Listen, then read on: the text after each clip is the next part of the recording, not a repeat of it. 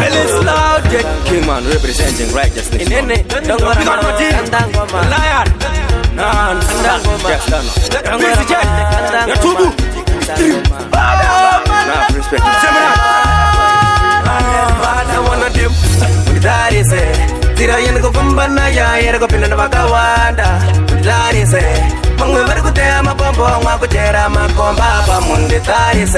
Tirayen kupambana ya yera kopinda makawanda munde tarise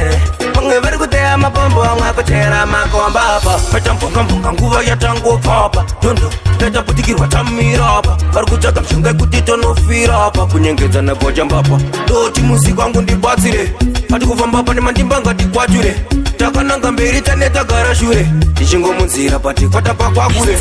ndawana dem munditarise Tirayen kupambana ya yera kopinda makawanda munditarise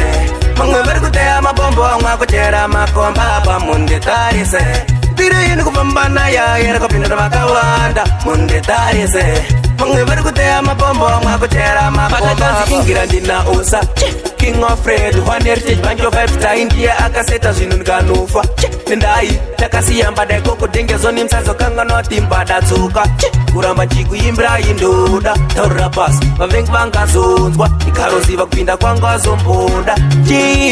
chandovatadzira, ndedza kunyandura Ndashaya, vanofara ndichitambura Patakatangira, tichingosakura Makanditarisa mwana wenyu mondibatsira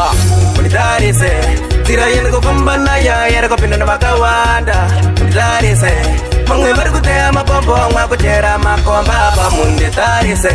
Tirayen kupambana ya yera kopinda makawanda munditarise mamwe vari kutea mapombo mwakochera makomba apa pachampungampunga nguva yatango papa tondo tachaputikirwa tamirapa vari kutsvaga mishonga yekuti tonofira apa kunyengedza negoja mbapa doti musiki wangu ndibatsire ati kufamba pane mandimba ngatikwature takananga mberi tanetagara shure tichingomunzira pati kwatapakwakure ndawana dem munditarise Tirayen kupambana ya yera kopinda makawanda munditarise mamwe vari kutea mapombo mwakochera makomba apa munditarise Tirayen kupambana ya yera kopinda makawanda munditarise mamwe vari kutea mapombo mwakochera makomba apa ingira ndina usa King of Fred, one heritage bank of Epta India akaseta zvinu ndikanufa Nendai, takasiyamba daikoko dengezo nimsazo kanga notimba datsuka Kuramba chikuimbira indoda, taurira pasi, vavengi vangazonzwa Ikaroziva kupinda kwanga zomboda chandovatadzira, ndedza kunyandura Ndashaya, vanofara ndichitambura Patakatangira, tichingosakura Makanditarisa mwana wenyu mondibatsira Munditarise Tirayen kupambana ya yera kopinda makawanda